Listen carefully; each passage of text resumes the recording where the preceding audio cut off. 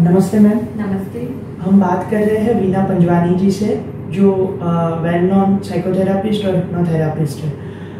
Ma'am, एक question है जो मुझे भी जानना है आपके पास से कि स्टेज फियर, एंजाइटी और कभी कभी लाइफ के बहुत सारे ऐसे डिसीजन होते हैं जो खुद नहीं ले पाते हैं, तो हमें दूसरों को पूछना पड़ता है। तो क्या ये कोई डिसऑर्डर है या ये डेली रूटीन्स में आ जाता है? तो आपने एक साथ 4 चीजें पूछी। ओके, आपने ये कहा कि स्टेज फियर एंड एंजाइटी। तो हाँ, ये दोनों डिसऑर्डर का हिस्सा है। वो क्या है मैं अभी बताऊंगी। फिर आपने कहा कि हम कई बार डिसीजन खुद से नहीं ले पाते और कई बार हम दूसरों से पूछते हैं। ठीक है, अब इन दोनों को मैं अलग अलग इसलिए मान रही हूँ क्योंकि क्या इस दुनिया में कोई भी ऐसा व्यक्ति है जिसको सब कुछ पता है?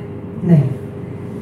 तो जब हमें सवाल होते हैं तो हम डेफिनेटली किसी और से पूछते हैं, हमारी जानकारी के लिए, गाइडेंस लेने के लिए, ताकि हम बेटर इन्फॉर्म्ड हो और हम राइट डिसीजन ले सकें। तो किसी से पूछना, किसी से हेल्प मांगना गलत नहीं होता, कभी भी नहीं। अगर मुझे ये मालूम है कि इस जगह पे मुझे आके डिफिकल्टी हो रही है तो मैं किससे मदद ले सकती हूँ, वो जानना मेरे लिए जरूरी है। कौन ऐसा है जो मुझे मदद कर सकता है, और अगर मैंने उनसे मदद मांगी, हो सकता है मुझे मदद मिले, हो सकता है ना मिले। अगर उनसे नहीं मिल रही तो किसी और से मिलेगी, लेकिन मदद तो जरूर मिलेगी as long as I keep looking for it. ठीक है, ये हो गया कि किसी और से जानना, किसी और से पूछना। फिर आपने कहा था कि अपने डिसीजन खुद से न ले पाना। अपने डिसीजन खुद से हम कब नहीं ले पाते, हमें ये देखना है कि ऐसे कितने डिसीजंस हैं जो हमने खुद से लिए हैं। फॉर एग्जाम्पल, जब हम छोटे हैं 4-5 साल के, तब हमारे लिए सब कुछ किया जा रहा है, हम कोई भी डिसीजन खुद से नहीं ले रहे। शायद कभी कभी हम ये कह दें कि आज ये वाली ड्रेस मैं पहनूंगी, ये वाली नहीं पहनूंगी, 5 साल के बच्चे। ठीक है, फिर हम धीरे धीरे बड़े हुए, हम 10 साल के हुए, 12 साल के हुए, हमने कुछ कुछ चीजों में डिसीजन खुद से लेना शुरू किया। हमने सीखा कि हाँ, इनको हम कर सकते हैं। तो उस तरह से हमने देखा कि हम केपेबल हैं डिसीजन लेने के लिए।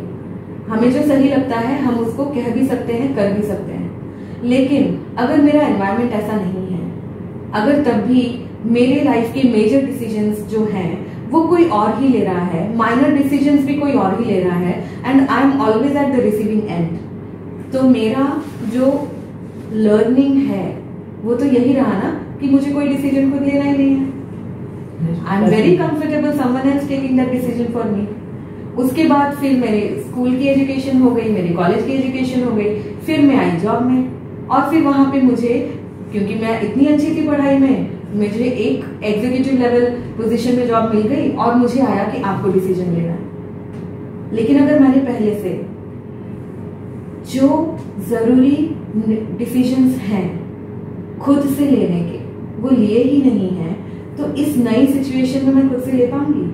नहीं, डेफिनेटली। मेरा जो एक्सपीरियंस कर्व है वो तो यही बता रहा है कि मुझे किसी और से ही लेना चाहिए, किसी और का कहा हुआ मानना चाहिए। डेफिनेटली। और अगर वहां पे मैं कोई डिसीजन खुद से लेती भी हूँ तो क्या मैं उसमें कॉन्फिडेंट फील कर पाऊंगी कि ये मैंने डिसाइड किया है, ये सही ही होगा?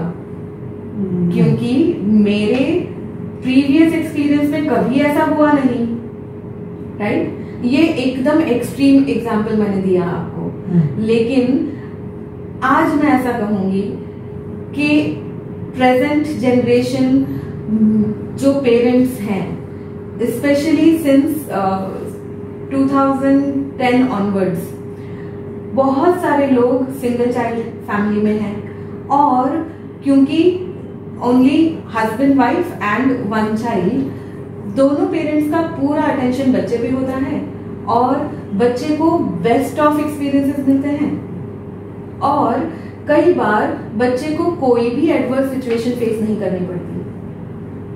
ऐसी परिस्थिति में जो बच्चा बड़ा हो रहा है, क्या वो एडवर्स रियलिटीज ऑफ लाइफ के लिए ट्रेन है? क्या उसके वैल्यूज, उसके एथिक्स, उसके मॉरल्स उसे गाइड कर पाएंगे? या एक छोटी सी ना से भी वो बहुत गुस्सा हो जाएगा? ऑलराइट, फिर डिसीजन लेने का एक बहुत अहम पहलू होता है कि क्या मेरे पास पूरी इंफॉर्मेशन है। अगर मेरे पास पूरी इंफॉर्मेशन है और अगर मैंने ये सोचा कि मेरे लिए बेस्ट क्या है, तो वो डिसीजन लेने से मुझे रोक कौन सकता है? If I am able to assess what is best for me, मैं खुद। तो कई बार हमारा मेंटल स्टेट इस तरह से क्रिएट होता है कि हम कहते हैं I don't feel like doing it. मेरा मेंटल स्टेट वैसा है, I just don't know why I am not doing it, right? तो वहां पे हमारे थॉट्स इफेक्ट कर रहे हैं और वो बहुत बार आते हैं हमारे सबकॉन्शियस माइंड से। हम कॉन्शियसली तो चूज कर रहे हैं कि ये मुझे सही लग रहा है, ये मुझे करना चाहिए, पर फिर भी मैं ये करने के लिए तैयार नहीं, राइट? तो having complete information, right state of mind and preparedness to take the decision, these three things are required for taking a decision. Okay? अब इसके पहले वाला जो सवाल था, anxiety. Yes. Okay? Anxiety happens when we anticipate a negative future outcome. Anxiety कभी भी present के लिए होती ही नहीं है. एंजाइटी कभी पास्ट के लिए हो ही नहीं सकती.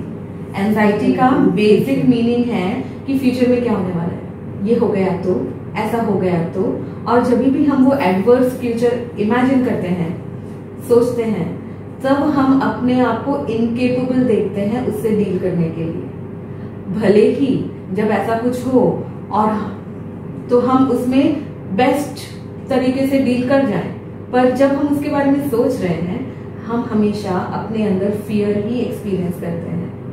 सो there is an emotion called fear and the physiological state that is being created because of that emotion is anxiety.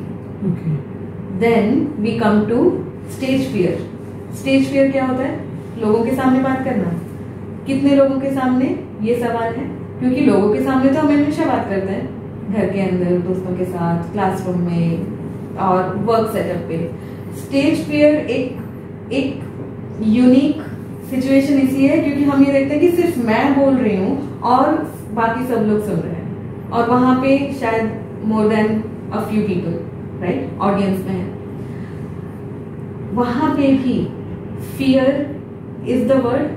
Stage anxiety और स्टेज फियर या performance anxiety, that is the word, and it is associated with all the future related thoughts. से for example मैं कुछ भूल गई तो, किसी को मेरा लेक्चर या मेरी बात पसंद नहीं आई तो, किसी ने कुछ ऐसा सवाल पूछ लिया जिसका जवाब मुझे नहीं आता हुआ तो, मैं बोलने में फंबल कर जाऊं, कुछ गलत बोल जाऊं, तो ये सब तो वाले सवाल है ना. यस. फ्यूचरिस्टिक है.